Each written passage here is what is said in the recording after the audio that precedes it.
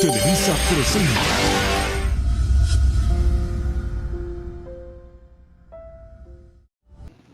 Buenas tardes, maestra. Nosotros somos el equipo Rodríguez. Vamos a exponer acerca sobre lenguajes de simulación y simuladores, sobre el aprendizaje y uso del lenguaje de simulación o simulador, sobre los casos prácticos de simulación, además de los problemas con sistemas de inventarios y pruebas paramétricas. Mi equipo está conformado por Hernández Rodríguez, Sebastián y Giovanni. Medina Nolasco, Miguel Ángel, su servidor, Tapia Ramírez, Daniel Alejandro y Torres Sánchez, Osvaldo Jr.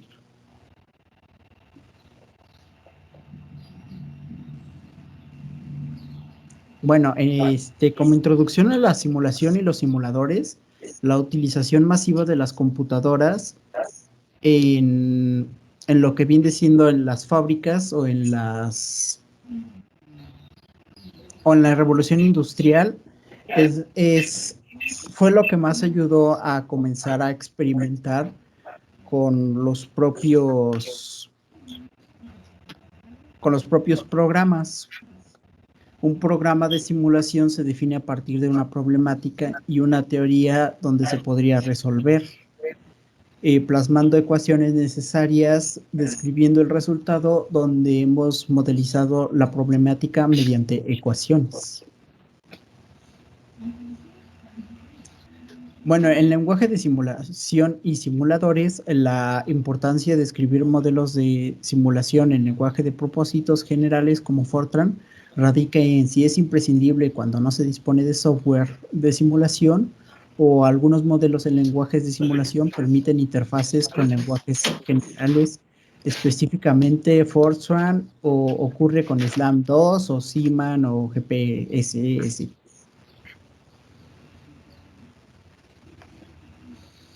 Muy bien, aquí podemos ver los diferentes lenguajes de simulación, los que son SimScript 11.5, que es un lenguaje de simulación con orientación al evento y al proceso, es decir, radica en cómo se va a hacer y cuál es el proceso de cierto objeto en relación a las ecuaciones matemáticas.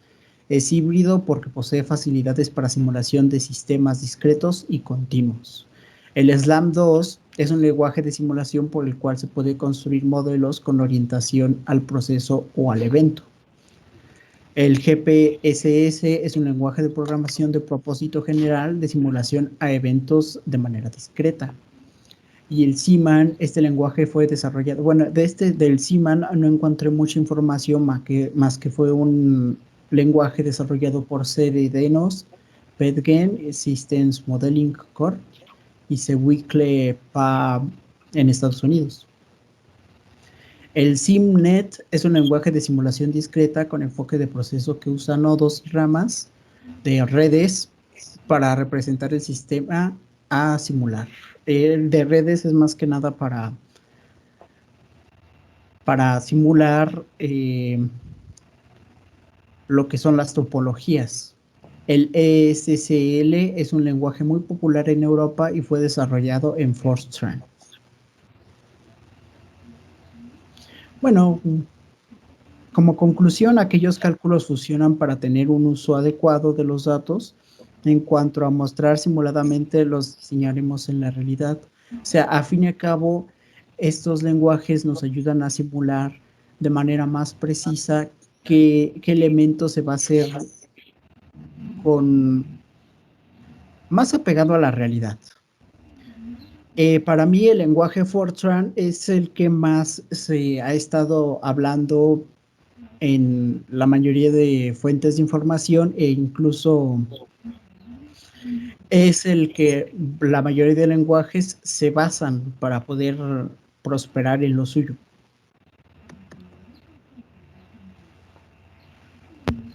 Bueno, yo le hablaré del aprendizaje y uso del lenguaje de simulación o un simulador.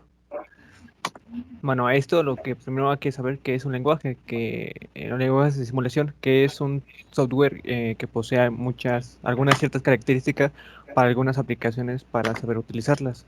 Ahora, un simulador es como esa interfaz o es un paquete que permite realizar la simulación para un ambiente específico. Bueno, algunos simuladores más utilizados ahorita en la actualidad son lo que ya comentó mi compañero, y algunos, pues ya lo comentó, que algunos están orientados a eventos, otros a procesos, y a unos son populares en otros países, como es Europa, y algunos que son desarrollados por Fortran. Bueno, la importancia de los simuladores de los lenguajes es que permite reconocer los detalles íntimos de la simulación. Son imprescindibles cuando se disponen de un simulador de software. Eso son algunos que no, por ejemplo, que no se puede saber con exactitud qué resultados van a salir. Otro es que algunos modelos de lenguaje de simulación permiten tener algunos lenguajes generales, como es el SLAM 2, el CIMAN y el GPSS. Bueno, hay otros lenguajes de simulación que también pueden ofrecer otras mayores ventajas. Pueden ser porque son automáticamente que provee muchas facilidades a la simulación de un modelo. eh, Provee con naturalidad en un ambiente y son fáciles de usar, y tiene una gran integración de edición, depuración, ejecución para alcanzar algunos software de ingeniería. Bueno, la aplicación y el uso de los lenguajes. Bueno, primero le hablaré del simulador Sim Screen 11.2, que este es un lenguaje que sirve para modelar y está orientado a eventos y también a los procesos. Este es usado para producir graficación estáticas, dinámicas, histogramas, gráfico de pastel, de barras, de nivel y de variables. Ahora, el CIMA es un lenguaje de un sistema de complejo de manufactura que se vive más en las empresas. Se usa en la orientación de procesos y se puede realizar diagramas de bloque o de forechat, y se pueden también combinar estos mismos bloques. El GPSS es un lenguaje que está orientado a los sistemas de colas y eventos, y está más orientado a un ambiente de animación llamado Front Animation. Este también puede ser usado para modelar una situación de transacciones a través de un sistema que muestra diagramas de bloques. El siguiente ese es SLAM 2.2. Bueno, este es un lenguaje de alto nivel que permite una orientación de eventos o de procesos, en la cual se usa para construir, animar, ejecutar algunas simulaciones, y se maneja algunos algoritmos basados en algunos eventos, y también puede establecer algunas operaciones y muestras aleatorias. Otros lenguajes de simulación que, aparte de esto, la que ya vimos y que también son un poco más usados, es el ProModel, que este es un programa que se usa para los procesos industriales, ya que simula muchos procesos de manufactura, logística, materiales, simulaciones de talleres como grúas, transporte y mucho más. Y este es un programa que se puede usar en el sistema operativo Windows, y tiene requisitos mínimos para utilizarlo. En la arena. Este es un software de simulación de procesos que es muy simple y tiene una gran cantidad de variables involucradas, como si fuera un diagrama de flujo. Y se puede utilizar para visualizar o estudiar varios problemas. También tiene una capacidad de diseñar ambiente de simulación para una empresa, un departamento, o tareas que se puede usar con lenguaje o imágenes para facilitar un trabajo y una comprensión bien. Bueno, como conclusión es que el uso de estos simuladores tiene una gran importancia, ya que pues, se puede presentar varios problemas en la actualidad, y pues estos simuladores, cada quien tiene sus especificaciones y lo podemos utilizar para cualquier tipo de problema.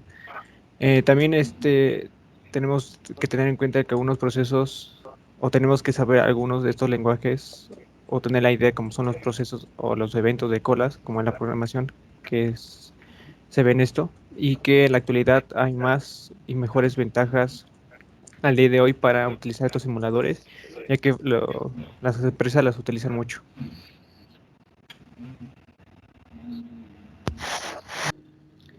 Bueno, yo voy a hablar sobre los casos prácticos de una simulación. La simulación de procesos es una de las herramientas más fáciles y más utilizadas de la ingeniería industrial, la cual se utiliza para representar un proceso mediante otro que lo hace más simple, aunque en algunos casos son casi indispensables. Son más simples y permite realizar de una forma más fácil y con ciertas características.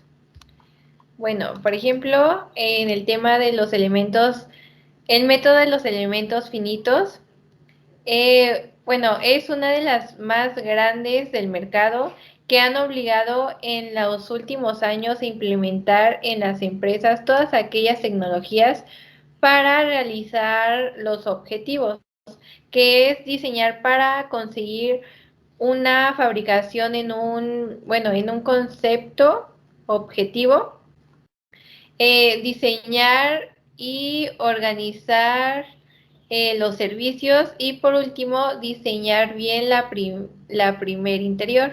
Y bueno, en conclusión, las aplicación de los elementos de la simulación de la planificación y poder gestionar estrategias de la empresa. Bueno, a todo esto es que es más fácil y es algo muy útil y más usado en la ingeniería industrial, ya que permite realizar con ciertas características y los elementos. Y bueno, en la siguiente diapositiva van a explicar otro tema. Muy bien, ahora continuemos con lo que son los problemas con sistemas de inventarios.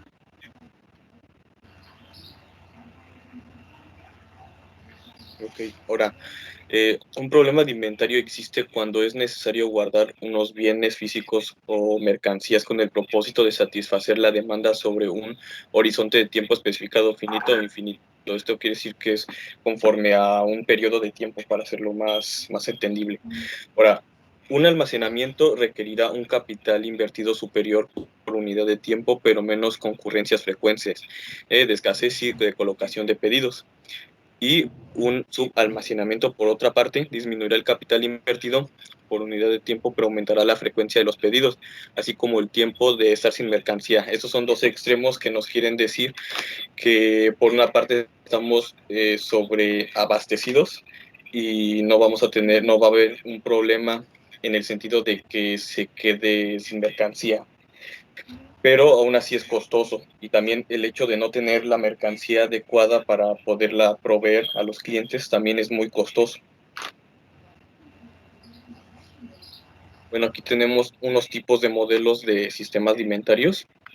Son modelos para simulación que nos van a ayudar a resolver ese tipo de problemas, y hay variados. Depende de la especificación. Un ejemplo, tenemos el sencillito, que vendría siendo el modelo estático de un solo producto.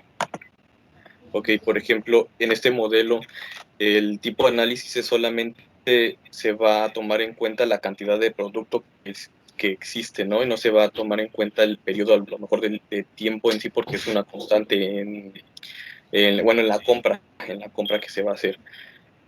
Tenemos ahí una pequeña fórmula que esa fórmula lo que quiere decir es Q, es la cantidad pedida, y vamos a ver esa variable más adelante. Tenemos lo que es el costo de hacer una compra, que vendría siendo C2, lo que tenemos costo de almacenar, que viene siendo C3, y una demanda de promedio, que viene siendo la letra B. Como el modelo siguiente lo podemos decir que es el modelo estático de un solo artículo con diferentes precios, y esto nos va a funcionar para cuando un producto queremos que se venda de una manera rápida y debemos acudir a descuentos de ventas, ¿no? Va a ser variante su precio conforme al tiempo.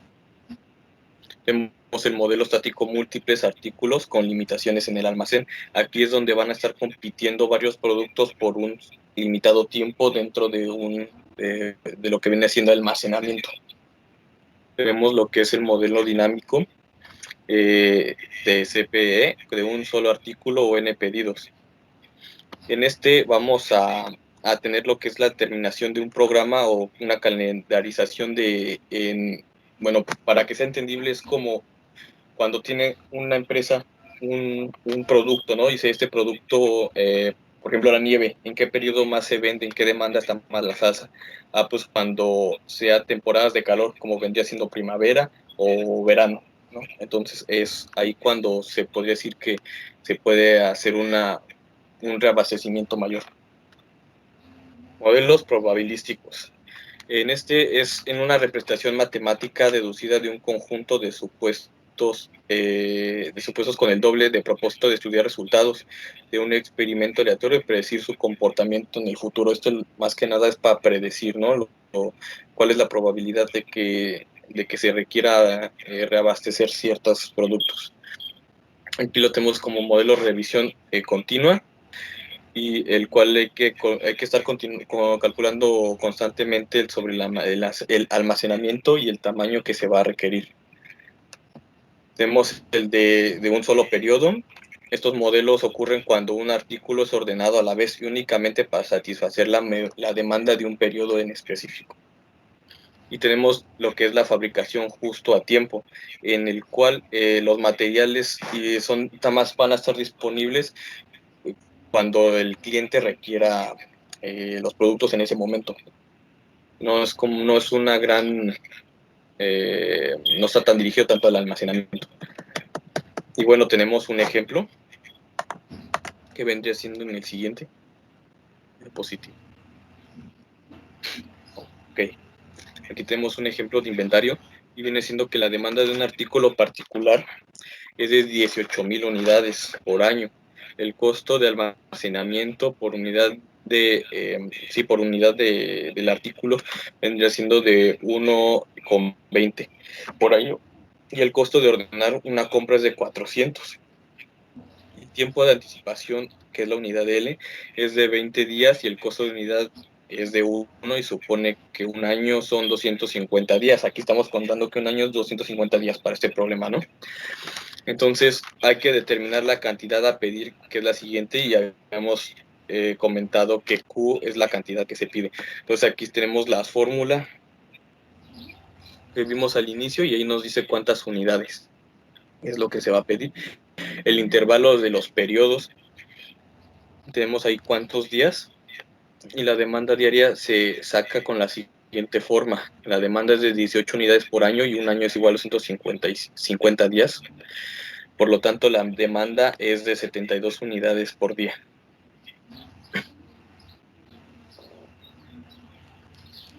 Ahora, para concluir, aquí tenemos que un modelo de inventarios tiene que ver con la toma de decisiones óptimas respecto a cuánto y cuándo adquirir un artículo, ¿no? Ciertos productos.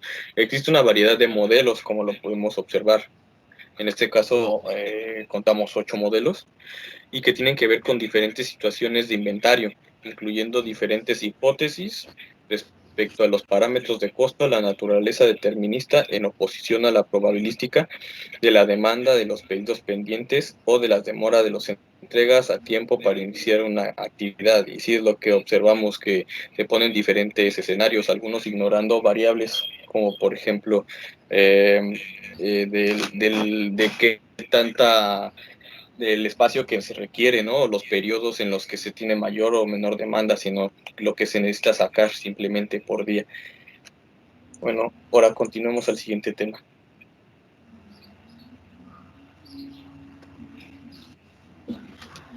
Ok, pasamos a las pruebas paramétricas, que es el tema que voy a exponer yo.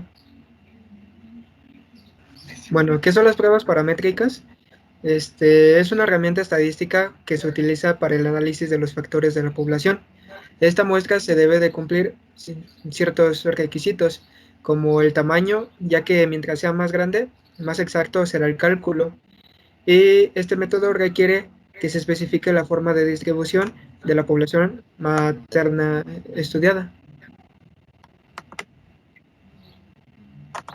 Bueno, algunas condiciones que debe de cumplir las pruebas paramétricas, una de ellas es la normalidad, que es el análisis y las observaciones que se obtienen de las muestras.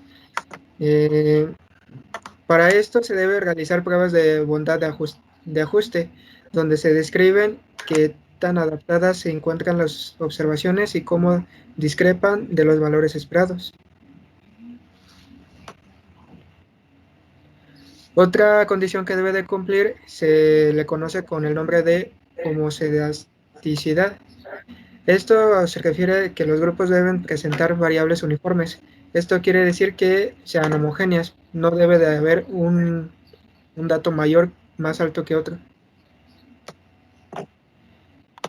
Y por último, la última condición que debe de cumplir las pruebas paramétricas son los errores. Los errores que se presenten deben de ser independientes. Esto solo sucede cuando los sujetos son asignados de forma aleatoria y se distribuyen de forma normal dentro del grupo. Hay diferentes tipos de pruebas paramétricas. La primera que vamos a hablar de es la prueba T-de-Student para datos relacionados. Bueno, supongamos que tenemos dos muestras aleatorias e independientes con medidas de x1 y x2 que queremos saber si estas dos medias son significativamente distintas a un nivel de p menor o igual a 0.5 p o si esta es menor o igual a 0.5. Esto es lo mismo que decir que si afirmamos que hay una diferencia entre las muestras que tenemos un 95% de probabilidad de tener razón. Lo que tenemos que calcular entonces es la probabilidad de que las dos muestras pueden provenir de la misma distribución y que la diferencia que vemos es por varianza en esta población. Y bueno, básicamente, en otras palabras, esto quiere decir que queremos saber si dos muestras con la diferencia observada de x1, x2 y menos x2 podrían provenir de la misma población. Si sacamos un número significativo de muestras de una misma población, la media de estas muestras va a tener una diferencia con la media de la población, en algunos casos más altos y en otros casos más bajos. Otro tipo de prueba paramétrica es el test de Shapiro-Wilks. Esto plantea la hipótesis nula, que una muestra proviene de una distribución normal. Elegimos un nivel de significancia, por ejemplo 0.5, y tenemos una hipótesis alternativa que sostiene que la distribución no es normal. Tenemos H0, que es la distribución normal, y la H1, que es la distribución no normal. O también más formalmente aún, ahí abajo tenemos las fórmulas para sacar H0 y H1 respectivamente.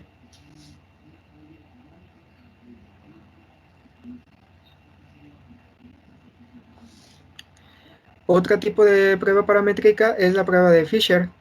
Esta tiene como requisito que una prueba estadística paramétrica debe de ser válida y que las varianzas sean de similar magnitud. Esto quiere decir que las varianzas una varianza no puede ser mayor que la otra. Deben de ser básicamente del mismo tamaño para que no haya ningún problema. Para esto también existe un test de Fisher que plantea las hipótesis y las fórmulas para estas pruebas paramétricas son las que se muestran en la imagen.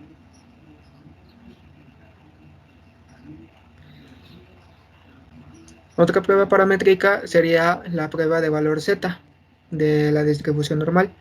Esta básicamente se utiliza cuando las muestras son mucho más grandes de lo habitual.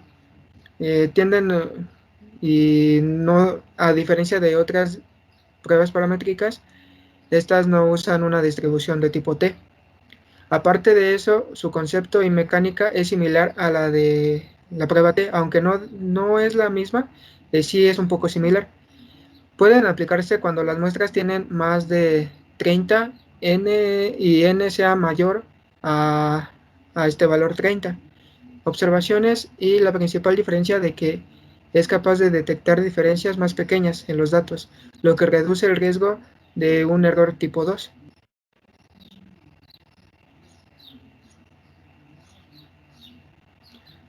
Y estos son otros tipos de pruebas paramétricas que ya no vamos a abarcar más en ellos, pero entre ellos son el de prueba T-de-Student para datos no relacionados y la prueba de T-Student-Welch para dos muestras independientes con varianzas no homogéneas, y también hay otra de chi cuadrada de Bartlett para demostrar la homogeneidad de varianzas. Y finalmente la prueba F, que es análisis de varianza o ANOVA.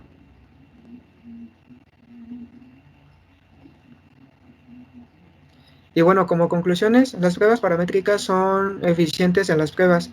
Son más eficientes que las pruebas no paramétricas, disculpen. Por esto mismo, son una herramienta útil para diversas situaciones, cálculos e interpretaciones. Como se llegan a utilizar muy comúnmente, es posible observar los resultados obtenidos a través de un análisis. Sin embargo, los investigadores deben de tener en cuenta que si las variables que se están utilizando no siguen una ley normal, no pueden elegirse.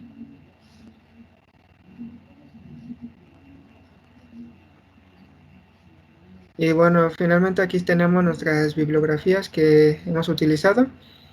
Y este es el final, ¿no? Gracias por vernos, chicos. Suscríbanse y denle like.